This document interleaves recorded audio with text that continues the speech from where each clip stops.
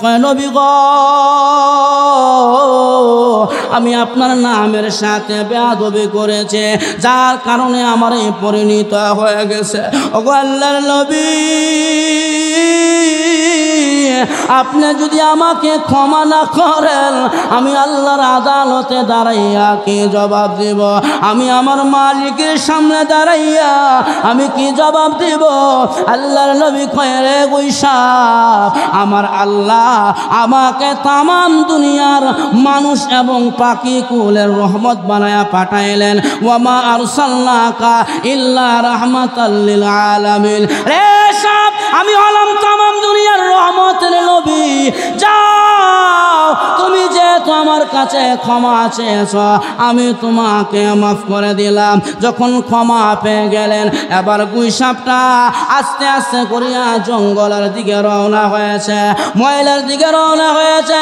কারণ গুইসাপ দেখবেন বেশিরভাগ সময় ওই আবর্জনার মধ্যে খাটায়, নোংরা জায়গার মধ্যে খাটায়। আল্লাহর নবীর দিকে তাকাইয়া গুইসাপটা জঙ্গলের দিকে যায়। নবীজি ডাক দিয়া কয়, রে গুইসাপ, তুমি কি মানুষ হওয়ার শখ আছে? আগের মতন মানুষ হইতে চাও কিনা? এবার গুইসাপটা কয়, নবী গো, আপনি যদি ক্ষমা করেন, আল্লাহ যদি আমারে ক্ষমা করে, আমি আগের মতন মানুষ হইতে চাই। আমার নবী, বিশ্ব নবী রাহমাতুল লিল আলামিন, আল্লাহর কাছে দোয়া করেছে, মালিক রে, ওই গুইসাপটাকে তুমি ভালো করে দাও। আমার আল্লাহ নবীর দোয়া কবুল করে ওই গুইসাপকে ভালো করে আগের মতন মানুষ বানায়া দিয়েছে। তাওরাত কিতাবের ভিতরে যেই কিতাব মুসা নবীর উপরে নাজিল হয়েছে, ওই কিতাব তাওরাতের ভিতরে পাতায় পাতায় মুহাম্মদের নাম লেখা, পাতা উল্টাইলে মুহাম্মদের নাম লেখা। এক পাদ্রী, নাম তার হারেস, উনি ছিলেন তাওরাতের পণ্ডিত। এই পাদ্রী এই যখন লাগে তাওরাত কিতাবের ভিতরে মুহাম্মদুর রাসূলুল্লাহর নাম দেখে দেখিয়া তার মেজাজ বড় খারাপ হয়ে গেল। কিরে, কিতাব নাজিল হয়েছে মুসা নবীর উপরে, কিন্তু কিতাবের ভিতরে মুহাম্মদের নাম কেন? এবার ওই পাদ্রী এই কিতাব নিয়ে মুসা নবীর কাছে গেলেন। ওগো পয়গম্বর মুসা, আল্লাহ কিতাব দিয়েছে আপনাকে, কিন্তু কিতাবের ভিতরে মুহাম্মদুর রাসূলুল্লাহর নাম, কারণ কি? মুহাম্মদের নাম কেন?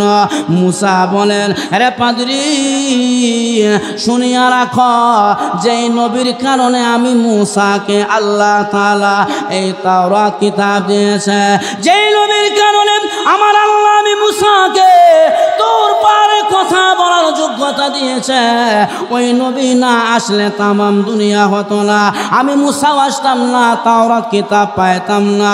আমার আল্লাহ ডাক দিয়া বল, পৃথিবীর মানুষেরা রে, আমি আল্লাহ নামাজ পড়ি না, আমি আল্লাহ রোজা রাখি না, আমি আল্লাহ যাকাত দেই না, কিন্তু আমি আল্লাহ আমার নবীর উপরে দুরূদ শরীফ পড়ি।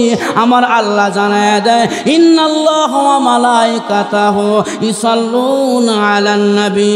আমার আল্লাহ জানায় দেয়, পৃথিবীর মানুষেরা রে, আমি স্বয়ং নিজে আল্লাহ, আমি আমার নবীর উপরে দুরূদ শরীফের আমল করে, দুরুদের আমল আমি আল্লাহ নিজে করে, এমন মুজিজাওয়ালা নবী।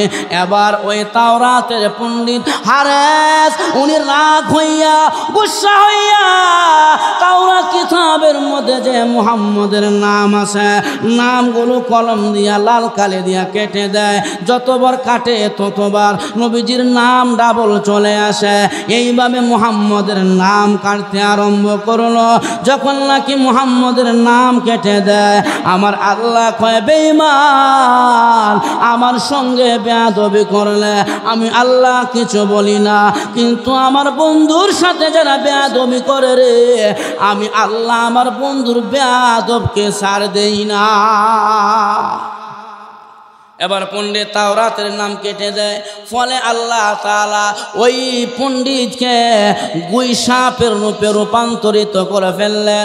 মুহাম্মদের নাম কাটার পরে সে গুই সাপ হয়ে গেল, তার মানুষের চেহারা বিকৃত হয়ে গেল, গুই সাপ হয়ে গেছে।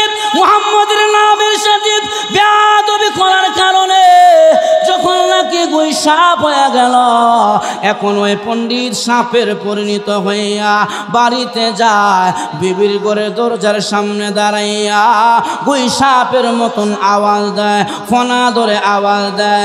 বিবি দরজা খুলে তাকায়া দেখে গুই সাপ দরজার সামনে। তখন বিবি বলেন, হায় রে, আমার ঘরের সামনে সাপ কেন? তখন ওই যে গুই সাপের জবান থেকে মানুষের বাসায় চলে আসছে। গুই সাপ ডাক দিয়া কয়, বিবি রে, আমি সাপ নয়, আমি তোমার স্বামী হারেসা। মুহাম্মদের নামের সাথে বেয়াদবি করার কারণে আল্লাহ আমাকে এই পরিণত করে দিয়েছে।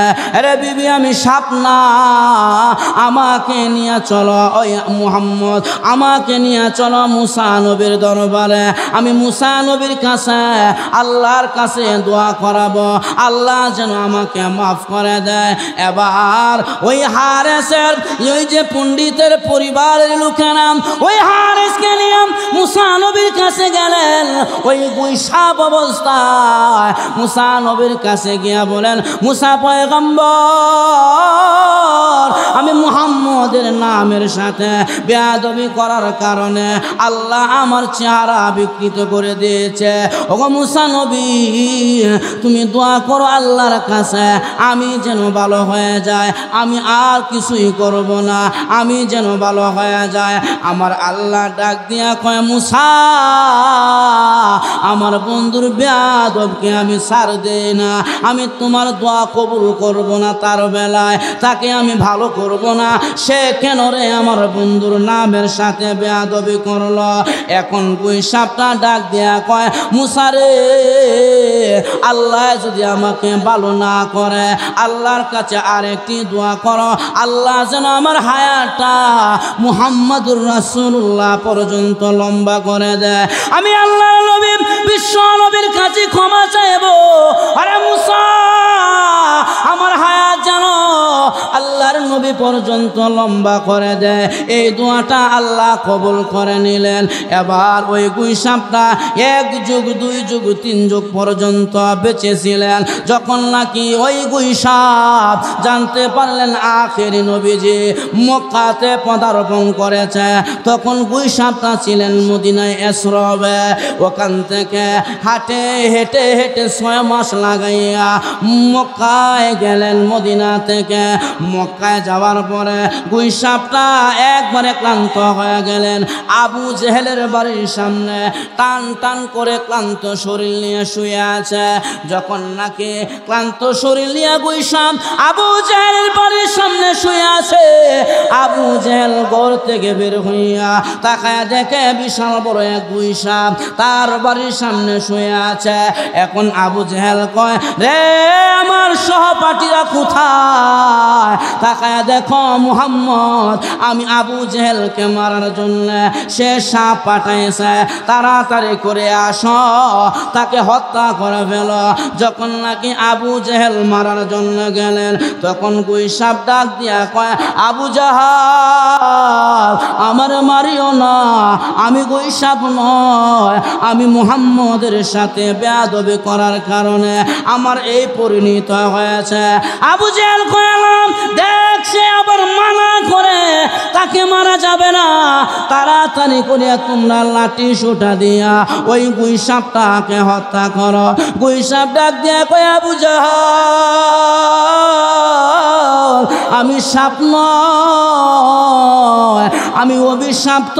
ওই যে তাওরাতের পণ্ডিত হারেসা, আমি নবীর নামের সাথে বেয়াদবি করেছি, আমি একজন অভিশাপ্ত, আমি মুহাম্মদের দর্শন চাই, আমি মুহাম্মদের কাছে যেতে চাই। আবু জেহেল কয়, কোনোভাবে তাকে বাঁচাইয়া রাখা যাবে না। এবার আবু জেহেল তার সাঙ্গ পাঙ্গরা ওই গুই সাপটাকে লাঠি দিয়ে আঘাত করে দুনিয়া থেকে বিদায় করে দিয়েছে।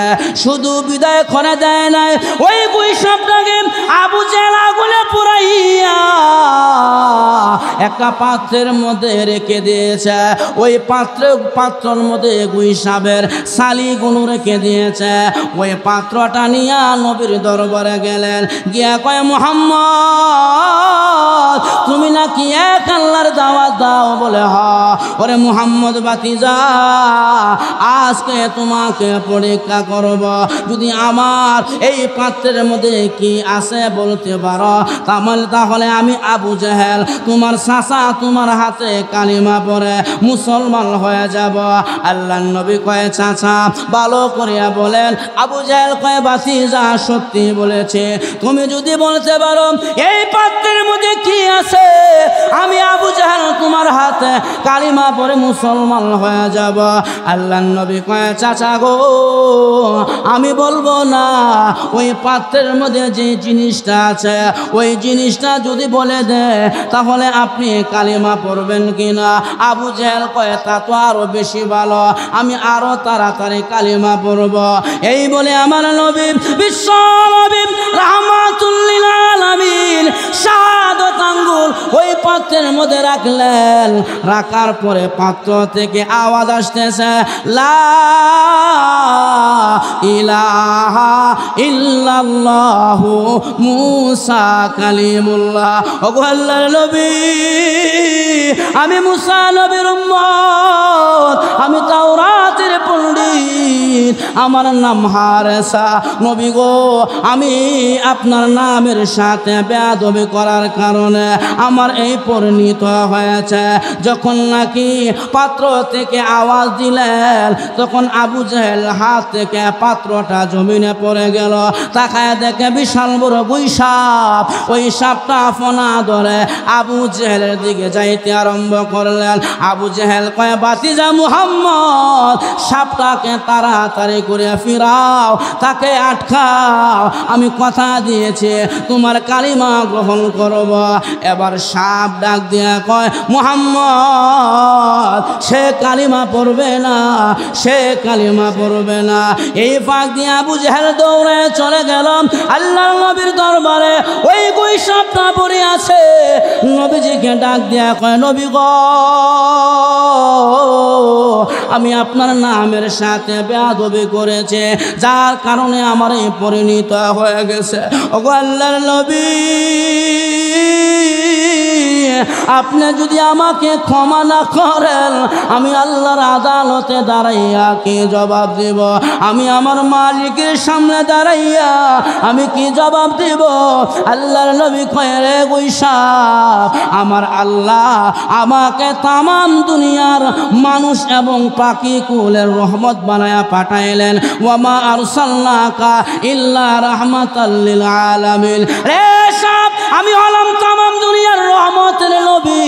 যাও তুমি যেহেতু আমার কাছে ক্ষমা চেয়েছো আমি তোমাকে মাফ করে দিলাম। যখন ক্ষমা পেয়ে গেলেন এবার গুই সাপটা আস্তে আস্তে করিয়া জঙ্গলের দিকে রওনা হয়েছে, ময়লার দিকে রওনা হয়েছে। কারণ গুই সাপ দেখবেন বেশিরভাগ সময় ওই আবর্জনার মধ্যে খাটায়, নোংরা জায়গার মধ্যে খাটায়। আল্লাহর নবীর দিকে তাকাইয়া গুই সাপটা জঙ্গলের দিকে যায়। নবীজি ডাক দিয়া কয় রে গুই সাপ তুমি কি মানুষ হওয়ার শখ আছে? আগের মতন মানুষ হইতে চাও কিনা? এবার গুই সাপটা কয় নবী গো আপনি যদি ক্ষমা করেন, আল্লাহ যদি আমার ক্ষমা করে আমি আগের মতন মানুষ হইতে চাই।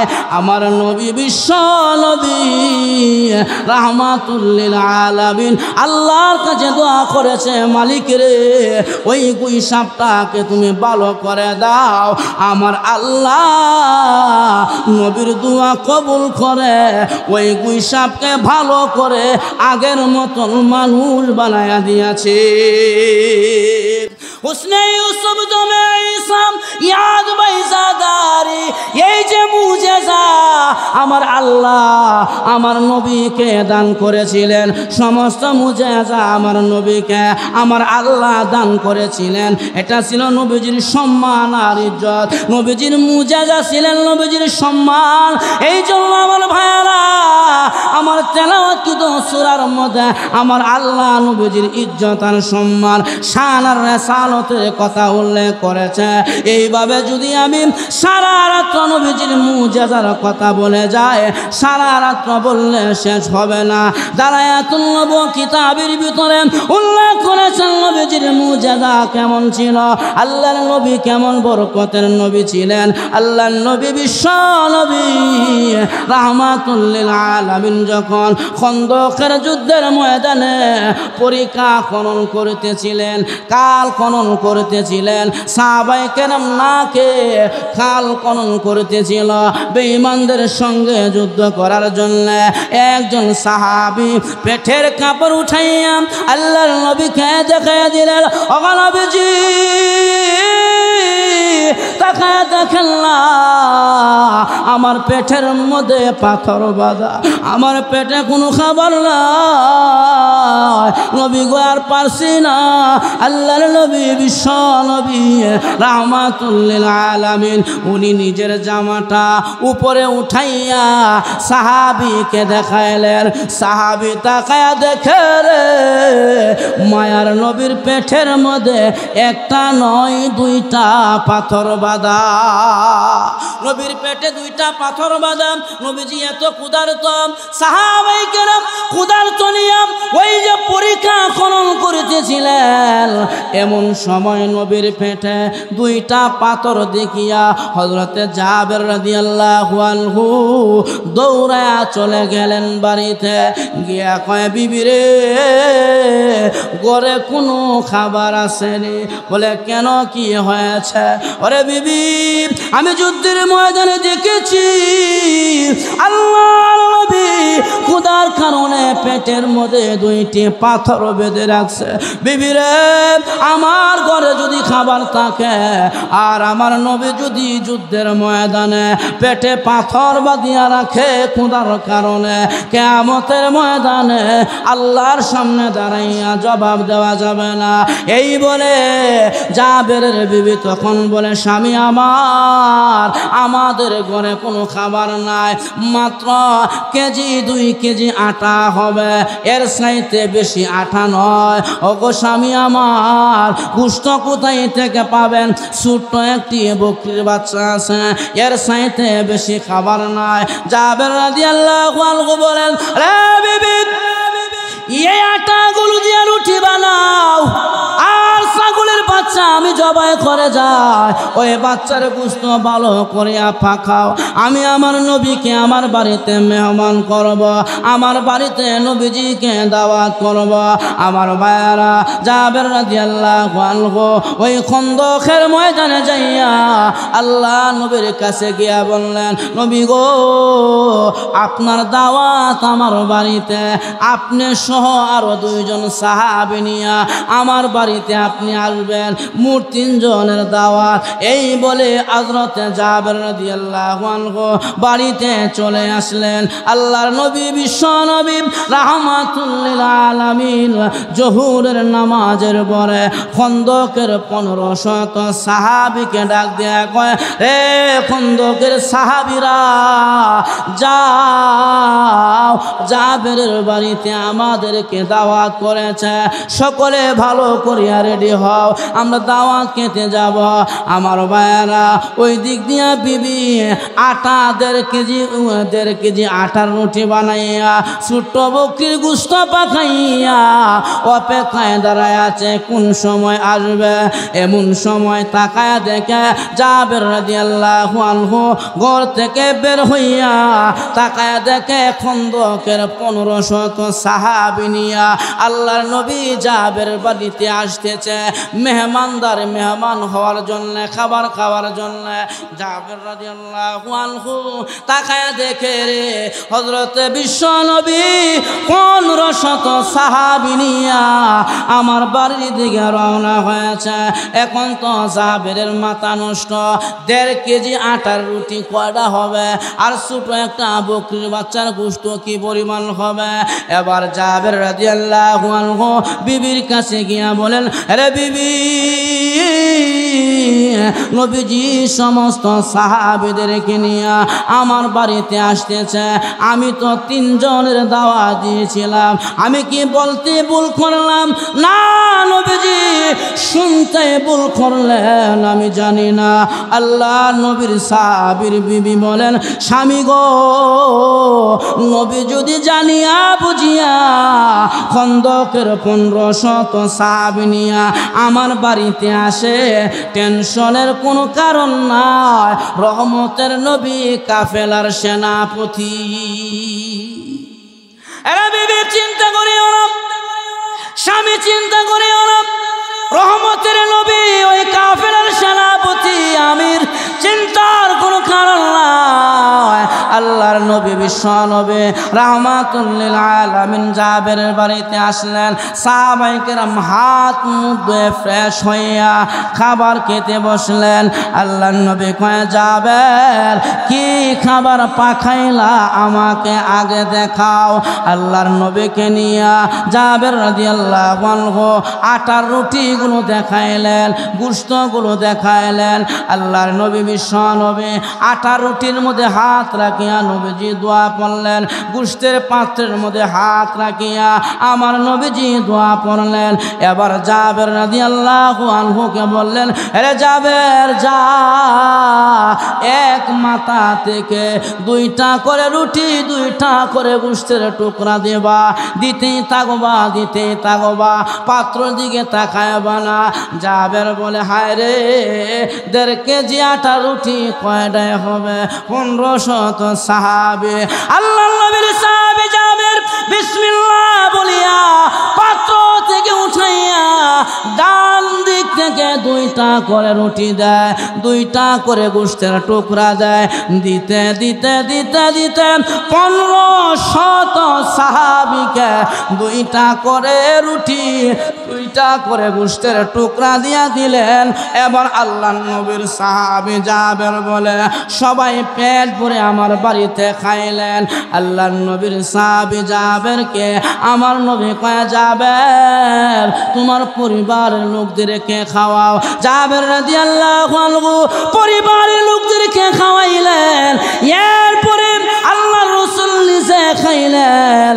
আল্লাহর নবী কয়, জাবের, আরো কেউ না খাওয়ানেওয়ালা আছে কিনা? থাকলে তাদেরকে বলো।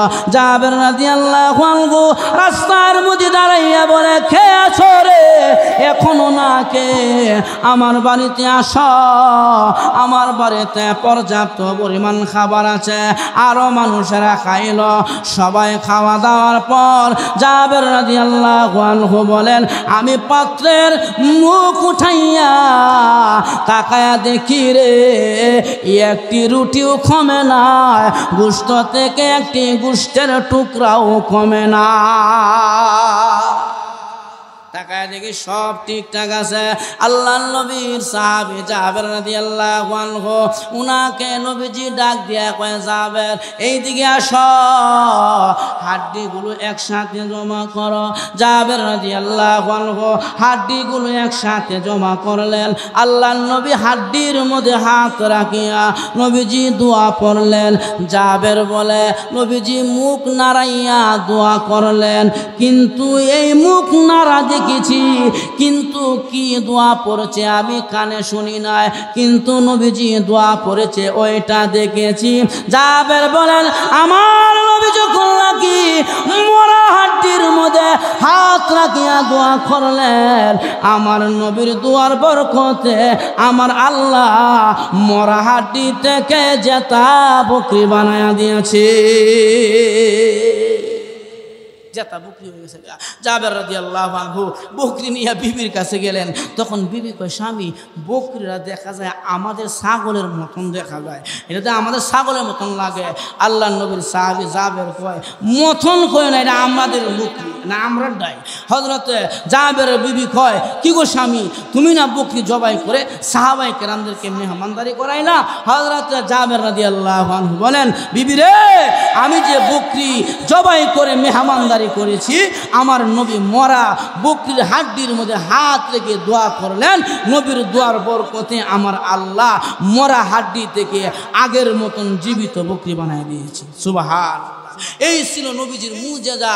ইয়া ইকবাল বলেন, হুসনে ইউসুফ দমে ঈসা ইয়াদ বাইজা দারি আছে খুবা হামাদারন তু তনহা দারি। যত মুজিজা আমার আল্লাহ অন্য অন্য নবীদেরকে দিয়েছিলেন, সব মুজিজা আমার আল্লাহ তাআলা আমার নবীকে, বিশ্ব নবীকে আল্লাহ দান করেছেন। সুবহানাল্লাহ। কারা বলছেন না? কারা বলছে? এই জন্য আমার ভাইয়েরা, এইভাবে সারা রাত বললেও শেষ হবে না। এখন চলে আসেন আমরা সূরার ভিতরে চলে যায়। আমার তেলাওয়াত কিন্তু সূরার মধ্যে আল্লাহ জানায় দেয়, ইন্না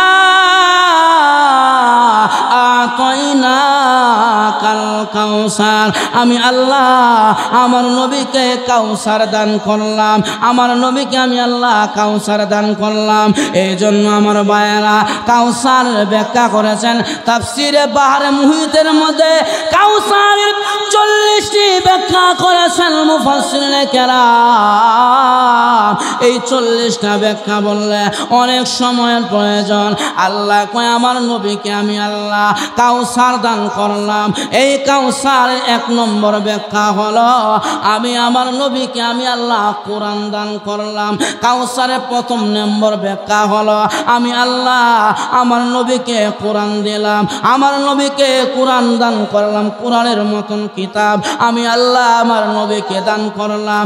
অন্য কোন পয়গম্বর আমি আল্লাহ কোরআনের নবী বানাই না, আমি আল্লাহ আমার নবীকে কোরআনের নবী বানাইলাম। এই জন্য আমার ভাইয়ারা, বিশ্ব নবী রাহমাতুল লিল আলামিন বলে, রে পৃথিবীর মানুষেরা, এই কোরআনের সাথে সম্পর্ক লাগাও। আল্লাহর কোরআনকে তোমরা মুহাব্বত করো, কোরআনকে মজবুত করে ধরো। আল্লাহ রাসূল বলেন, তারাকতু ফীকুম আমরাইন লাম তাদিল্লু মা তামাসসাকতুম বিহিমা কিতাবাল্লাহ ওয়া সুন্নাত রাসূলি। আল্লাহ রাসূল বিদায় হজ্জের ভাষণ দিয়া বললেন, উম্মতেরা রে, তোমাদের কাছে আমি আমার আল্লাহর পক্ষ থেকে দেওয়া 2টি জিনিস রেখে গেলাম। 1 নম্বরে হলো কালামুল্লাহ, 2 নম্বরে হলো সুন্নাতে রাসূলুল্লাহ। আমি নবীর সুন্নত আর আল্লাহর কালাম কোরআন শরীফ তোমাদের মাঝে রেখে গেলাম। 2টি জিনিস খেয়ে মজবুত করে ধরবা, পৃথিবীতে কোনোদিন তোমরা পথভ্রষ্ট হইবা না। তাহলে আমার ভাইয়েরা, ইন্না আতাইনা কাল কাউসার, কাউসার মানে আমার নবীকে আল্লাহ কোরআন দান করলেন। কোরআনের সাথে থাকার দরকার আছে না নাই? আরো জোরে বল। এ মুসলমান, কোরআন এমন এক গ্রন্থ, হাদিসের মধ্যে আছে, ইয়াসমাউ ইয়াউমাল কিয়ামাতি। আল্লাহ রাসূল বললেন, কোরআন কাল কিয়ামতের ময়দানে আল্লাহর কাছে সুপারিশ করবে যারা কোরআনের তেলাওয়াত করবে, যারা কোরআনের বিধান মতো পরিচালনা করবে। ওই কোরআন কিয়ামতের দিন তাদেরকে সুপারিশ করে করে আল্লাহর জান্নাতে নিয়ে যাবে। লক্ষ্য করে দেখেন, আল্লাহর নবী বিশ্ব নবী রাহমাতুল লিল আলামিন বলেন, কোরআন হবে কিয়ামতের ময়দানে বান্দা বান্দির সুপারিশকারী, বান্দা বান্দির জন্য সুপারিশ করবে। আল্লাহ যখন নাকি বান্দাদেরকে জান্নাতে ঢুকাইবার, যখন নাকি লাইন দাঁড় করা দিবে, জাহান্নামীরা জাহান্নামের লাইনে দাঁড়াবে, জান্নাতীরা জান্নাতের লাইনে দাঁড়াবে, তখন আমার নবী তাকায় দেখে রে জাহান্নামের লাইন বড় লম্বা, অনেক উম্মত জাহান্নামে চলে যায়। আমার নবী তখন বলবে, আল্লাহ আমাকে একটু সুযোগ দাও। আমার আল্লাহ কয়, নবী কি করবেন? বলে আমি আদম নবীর কাছে যাব, দুইজনে মিলে একটা পরামর্শ করব। আল্লাহ কয় যান, অনুমতি দিলাম। আল্লাহ নবী আদম নবীর কাছে গিয়া বলবে, আরে আদম পয়গম্বর, এই যে জাহান্নামের লাইনে দাঁড়ায় আছে এরা আপনার সন্তান, আর আমি মুহাম্মদের উম্মত। আদম নবী গো যান, দুইজনে মিলিয়া আল্লাহর কাছে একটু সুপারিশ করে আপনার দোয়া যদি আল্লাহ কবুল করে, আপনার সন্তান মাপ পেয়ে যাবে, আমার উম্মত মাপ পেয়ে যাবে। আর আমি মুহাম্মদের দোয়া যদি আল্লাহ কবুল করে, আমার উম্মত ক্ষমা পেয়ে যাবে, আপনার সন্তান ক্ষমা পেয়ে যাবে। এখন চলেন না দুইজনে মিলিয়া আল্লাহর কাছে সুপারিশ করে আল্লাহর কাছে গিয়া বলে। আদম আলাইহিস সালাম তখন বলবে, মুহাম্মদ রে আমার সন্তানের দরকার নাই রে মুহাম্মদ, আমার সন্তান লাগবে না, আমার সন্তানের দরকার নাই। আল্লাহ নবী বিশ্ব নবী রাহমাতুল লিল আলামিন তখন বলবে, প্রভু গো বাবা হইয়া সন্তানের দায়িত্ব ছেড়ে দিয়েছে, সন্তানের দায়িত্ব ছেড়ে দিয়েছে। তখন আমার আল্লাহ বলবে, রে নবীজি আজকে আমি আল্লাহ এই জাহান্নামীদের ফয়সালাটা আমি আল্লাহ কোরআনের হাতে ছেড়ে দিলাম। কোরআন যা সিদ্ধান্ত দিবে আমি আল্লাহ তাই মেনে নিব। কোরআন কোথায়? কোরআন তো লৌহে মাহফুজে। এবার লৌহে মাহফুজকে জিজ্ঞাসা করা হবে, আরে লৌহে মাহফুজ আমার কালামুল্লাহ শরীফ কোথায়? লৌহে মাহফুজ বলবে, আল্লাহ তোমার কালাম তো জিবরাইল ফেরেশতার উপরে দিয়েছ, নাযালা বিহির রূহুল আমিন, রূহুল আমিন ফেরেশতার কাছে কোরআন শরীফ। আমার আল্লাহ তখন বলবে, রে ফেরেশতা জিবরাইল আমার কোরআন শরীফ কোথায়? তখন জিবরাইল বলবে, আল্লাহ কোরআন তো তোমার নবীর উপরে নাজিল করেছ, আলা কলবিকা লিতাকুনান্না মিনাল মুনদিরিন। আলা কলবিকা এ কলবে মুহাম্মদ সাল্লাল্লাহু আলাইহি সাল্লাম, আল্লাহ নবীর সিনার মধ্যে কোরআনকে আমানত রেখেছ। তখন কোরআনকে বলা হবে, আরে কোরআন এই যে জাহান্নামের লাইনে দাঁড়ায় আছে এরা আমার বান্দা নবীর উম্মত, তোমার হাতে ফয়সালা দিলাম, তুমি যা সিদ্ধান্ত দিবা তাই করা হবে। তখন কোরআন তাকায় দেখবে এমন কিছু বান্দা লাইনে দাঁড়ায় আছে রে যারা আমি কোরআনকে মহব্বত করেছে, আমি কোরআনের আমল করেছে, তেলাওয়াত করেছে, আমি কোরআনের মাদ্রাসাকে মহব্বত করেছে। তখন কোরআন বলবে, আল্লাহ এদেরকে নাজাতের ব্যবস্থা করে দাও, এদেরকে জান্নাতের ব্যবস্থা করে দাও। তখন আল্লাহ বলবে, কোরআন তুমি কেমন করে গো এদের পক্ষে কথা বলো। তখন কোরআন বলবে, আল্লাহ দুই কথার এক কথা, হয়তো তাদেরকে মাফ করে দাও, আর না হয় আমি কোরআনকে অস্বীকার করো। আল্লাহ কয়, কালামুল মুলুক, মুলুকুল কালাম, আমি আল্লাহর কথা কেমন করে অস্বীকার করব? আমি আল্লাহ নিজের কথা তো অস্বীকার করতে পারি না। তখন কোরআন বলবে, তাহলে তাদেরকে মাফ করে দেন। ওই দিন আমার আল্লাহ কোরআনের সুপারিশে জাহান্নামীদেরকে মাফ করিয়া জান্নাতের মেহমান বানায়া দিবে। কোরআন কোরআনের সাথে থাকার দরকার আছে না নাই? আজকে কোরআনের সাথে কোরআনের তেলাওয়াত মানুষ জানে না, কোরআনের অর্থ মানুষ বুঝতে চায় না, বোঝার জন্য চেষ্টা করে না। আলহামদুলিল্লাহ সভাপতি সাহেব অনেকগুলো আয়াত বলেছে, আমার কাছে ভালো লেগেছে। এই জন্য আমি বলি প্রত্যেকটি মানুষ অন্ততপক্ষে কোরআন শরীফটা যেন সে রিডিং পড়তে পারে এবং কোরআনের তর্জমাটা যেন সে জানতে পারে। মানুষ যদি কোরআনের তর্জমা আর কোরআনকে ভালো করে পড়তে পারে, ওই মানুষ কোনোদিন নাস্তিক নাস্তিক হবে না, ওই মানুষ কোনোদিন সুদ খাবে না, ওই মানুষ কোনোদিন ঘুষ খাবে না। যার ভিতরে কোরআন আছে, যার ভিতরে কোরআনের কালাম আছে, ওই মানুষ দুনিয়াতে কোনো দুর্নীতি করতে যেন কোরআনকে মোহাব্বত করতে হবে। ইয়াশফাউল কোরআন ইয়াউমাল কিয়ামা, আল্লাহর রাসূল বলেন এই কোরআন কিয়ামতের দিন আপনাকে আমাকে সুপারিশ করে জান্নাতে পৌঁছায়া দিবে। এজন্য আমার আল্লাহ কয় নবী গো ইন্না আতাইনা কাল কাউসার, আপনাকে আমি আল্লাহ কাউসার দিলাম। কাউসারের প্রথম নম্বর ব্যাখ্যা করেছে তাফসীর ওয়ালারা, নবী গো আমি আল্লাহ আপনাকে কোরআন দিলাম, কোরআনের মতন কিতাব আমি আল্লাহ আপনাকে দান করলাম। যেমন কোরআন যেমন দামি, ওই নবীর উপরে যেই নবীর উপরে নাজিল হয়েছে সেই নবীও তেমন দামি, আর যারা নবীর উম্মত হয়েছে ওই উম্মত আল্লাহর কাছে তেমন দামি। সুবহানাল্লাহ। আপনি ঘুমায় আসেন নাকি রে?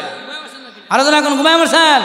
তাকবীর, নারে তাকবীর, নারে তাকবীর। ঘুমটা সার। এজন্য আমার ভাইয়েরা প্রথম নম্বর ব্যাখ্যা হলো কোরআন, দুই নম্বরে কাউসার। আল্লাহ রাসূল সাল্লাল্লাহু আলাইহি সাল্লাম বলেন কাউসার এমন একটা কুয়ার নাম, খৈরে কাসির তাফসীর ওয়ালারা লিখেছে একটা বরকতি কুয়ার নাম হলো হাউজে কাউসার। বরকতি কুয়ার নাম হাউজে কাউসার। আল্লাহ তাআলা এই কাউসারের পানিটার মধ্যে এত গুণ রেখেছেন, কোনো মানুষ যদি হাউজে কাউসারের পানি একবার পান করে, মিকদারু 50 আলফা সানা, ওই বান্দাটা 50,000 বছর সূর্যের নিচে দাঁড়ায় থাকবে, তথাপি তার পানির পিপাসা লাগবে না। আরো জোরে এখন এই হাউজে কাউসারে পানি পান করার ইচ্ছা আসেনি? আরো জোরে এখন আমার ভাইরা, হাউজে কাউসারের শরবত যদি পান করতে চান মাগনা করা যাবে না, দুইটা জিনিস লাগবে। এক নম্বরে শিরিক করা যাবে না, দুই নম্বরে বেদাত করা যাবে না। এই দুইটা গুনাহমুক্ত যদি আমল করতে পারেন, আমার নবী বিশ্ব নবী আপনাকে নবীজির রহমতের হাত দিয়া হাউজে কাউসারের পানি পান করাবে। তাহলে এক নম্বরে শিরিক করা যাবে না, দুই নম্বরে বেদাত করা যাবে না। আমাদের সমাজে শিরিক আছে না নাই? ঘরে ঘরে শিরিক, ঘরে ঘরে শিরিক। আজকে দোকান পাটে শিরিক, শিরিকের সয়লাভ চলছে।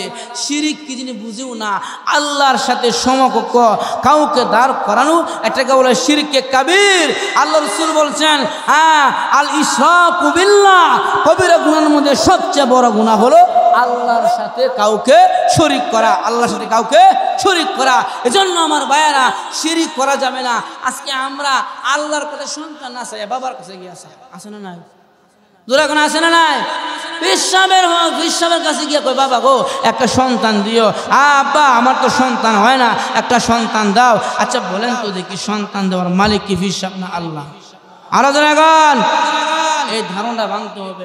আর কিছু বিশ্বাব আমাদের সমাজে বাইরে গ্যারান্টি দিলাম, আমার দরবারে গরু ছাগল নিয়ে আয়, আমি একটু পানি ভরা দিলে, একটু তৈল ভরা দিলে তোমার বিবি পেটে বাচ্চা আসবে। আচ্ছা বলেন তো দেখি বাচ্চা দেওয়ার মালিক পৃথিবীর কোনো মাখলুক না আল্লাহ?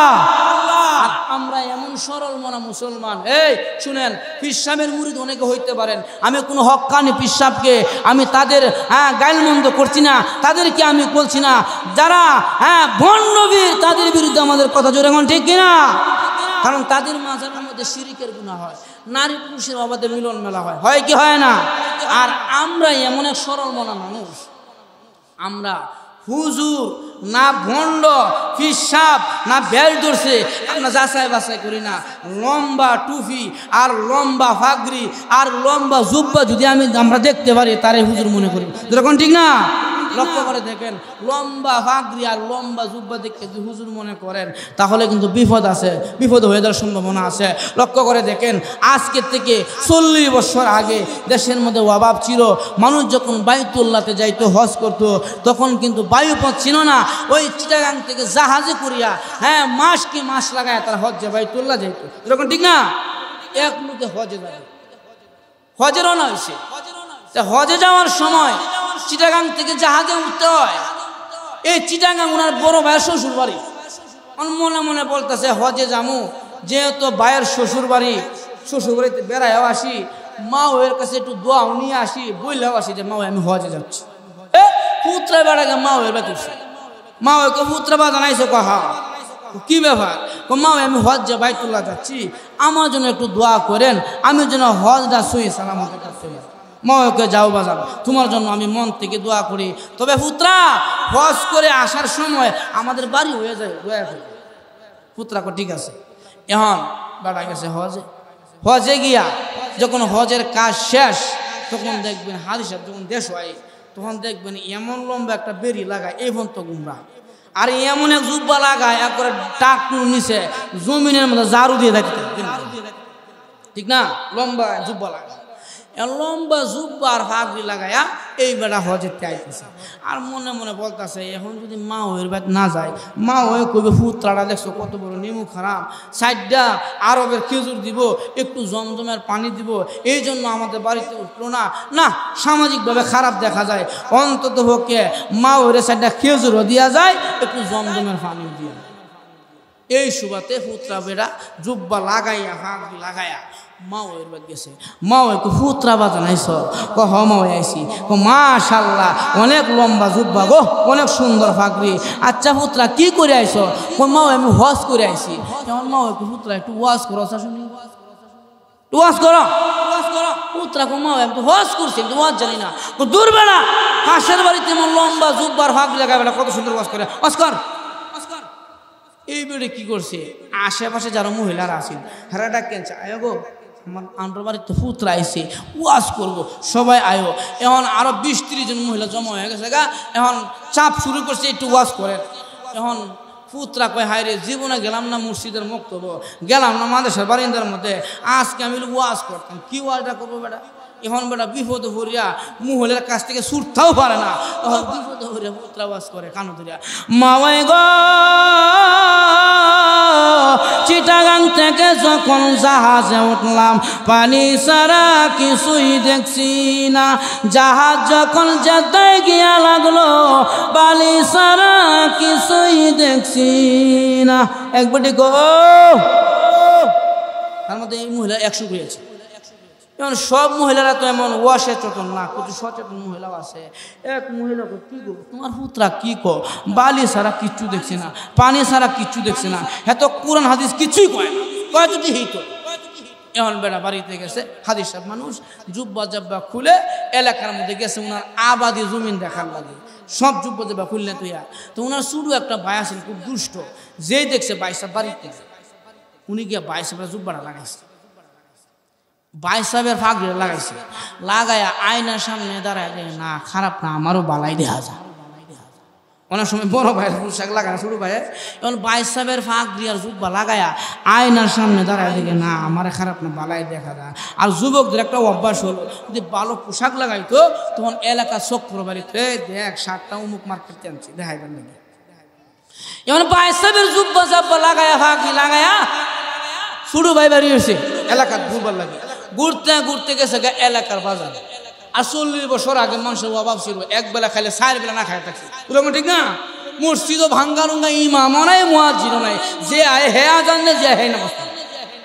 যে মাত্র বাইশ সাহেবের জুব্বার ফাগড়ি লাগাইয়া এলাকার বাজারও গেছে, শুনে এলাকার বাজারে আসরের নামাজের আজান। এখন মনে মনে কয় নামাজ কালাম তো ফুরি না, আজকে যে লম্বা জুব্বা লাগাইছি যদি মসজিদও না যায় মানুষে কবে বেলা এত লম্বা জুব্বা লাগায় বাজারে কোনো নামাজ পড়ছ না। আচ্ছা অন্তত পক্ষে আজকের নামাজটা হয়ে যাবে। এই সুবাদে উজু টুজু করিয়া জুব্বাওয়ালা আস্তে আস্তে করে মসজিদে গেছে, গিয়া দেখে মসজিদের সমস্ত মুসল্লি দাঁড়ায় আছে কাতারবন্দি হইয়া ইমামের অপেক্ষা। যে মাত্র জুব্বাওয়ালা ঢুকছে সব মুসল্লি মিলে হে আমরা ইমাম সাহেব, আমরা মুসল্লিরা কয় হুজুর নামাজটা পড়ান। এখন সে কয় জুব্বা ভাই সাহেব, জুব্বা ভাই সাহেব। মুসল্লি কয় ভাই সাহেব জুব্বা নামাজ দিত না, ফাগড়িটাও ভাই সাহেব, ফাগড়ি ভাই সাহেব নামাজ দিত না, টুপিও ভাই সাহেব। তার মানে উনি বুঝাইতেছে ভাই সাহেবের টুপি ফাগড়ি জুব্বা লাগাই আইসি, আমি আসলে হুজুর না। মুসল্লিরা কয় এই আল্লাহওয়ালারা নিজ ইচ্ছায় ইমামতি করে না, এদেরকে ইমামতির মসল্লায় জুড়ে দিতে হবে। সব মুসল্লি মিলিয়া ইমামতির মুসল্লায় তারা জুড়ে দাঁড় করাই দিছে। আচ্ছা বলেন তো দেখি, যে লোকটা নামাজই পড়ে না, মক্তব্য গেল না, মাদ্রাসায় বারান্দায় গেল না, আজকে নামাজ পড়ে দূরের কথা ইমামতি করতে গেছে, কি দশা হইব? সবাই মিলে যখন তারা ইমামতির মুসল্লায় দাঁড় করাইছে, এখন জুব্বাওয়ালা মনে মনে কয় আসরের নামাজ সূরা কেরা জোরে পড়ন লাগে না, কিছু মতে আল্লাহু আকবার কই নেটটা বানছে বাইন্দা দিশ করতেছে, কি করন যা জানতে পারছেন না, কিছু মতে আল্লাহু আকবার কইয়া সেজদা দিছে, সেজদা যায় মসজিদের বেড়াতে ভাঙ্গা আছে, এই বেড়া ভাঙ্গা দিয়ে ইমাম সাহেব আটকে করে বেরিয়েছে। মুসল্লি সেজদার মধ্যে গিয়া 3 বার 5 বার 7 বার 21 বার সুবহানা রাব্বিল আলা পড়তাছে। আর কই বাপ রে বাপ, যে লম্বা তার জুব্বা, হে লম্বা তার সেজদা। তো আমাদের সমাজে কিছু নতুন মুসল্লি আছে দেখবেন, এরা সেজদা নামবে এলে মাথা উড়ায় দেখে ইমামকে তাকে। তো এক মুসল্লি নতুন আছে, যে সেজদা লম্বা হইতেছে মাথা উড়ায় দেখে ইমাম সাহেব। এখন উনি আবার সেজদার মধ্যে গিয়া কই কইও কিয়ামত হইব, কিন্তু সেজদা শেষ হইতো না। বলে কেন? ইমাম সাহেব নাই, ইমাম সাহেব নাই। মুসল্লি গায়ে উড়াও, সব মুসল্লি উঠছে, উঠে হাসে ইমাম সাহেব। কিরে ইমাম গেল কই? এ ইমাম কই গেছে? গিয়া দে ইমাম সাহেব হাই মুলা কিনা বাজানো লম্বা লম্বা। এই বেড়া তুই সেজদার মধ্যে বালায়া এ হাই মুলা কিনিস গরম লাগিতা, এক মুলা কিনে গেল লাগি তোমরা আমার ইমাম বানাই লাগে লাগি। হ্যাঁ আমি ইমামতি পারমু কি পারবো না যাচাই করতে না, ও লম্বা ফাগরি আর লম্বা জুব্বা দিয়ে খেলছ, আমার ইমাম তোমরা বানাইছ, আসলে ইমামতি পারমু কি পারবো না যাচাই করলা না। ঠিক তেমনিভাবে আমাদের সমাজে দেখবেন এক প্রকারের হিসাব আছে, তাদের মাজারের মধ্যে শিরিকের মতন গুনাহ হয়, তাদের মাজারের মধ্যে বেপরদার মতন গুনাহ হয়, তাদের মাজারের মধ্যে গাঞ্জার আসন জমে। আল্লাহর কসম করে বলি, যেই দরবারে শিরিকের মতন গুনাহ হয়, যেই দরবারে গাঞ্জার আসন জমে, যেই দরবারে নারী পুরুষের ওয়াবাদে মিলন মেলা হয়, ওটা হক্কানি পীর হতে পারে না, ওটা পীর নামের ভণ্ড। জোরে কোন ঠিক না, এটা বেশ দূরছি ফ্যাট পালবার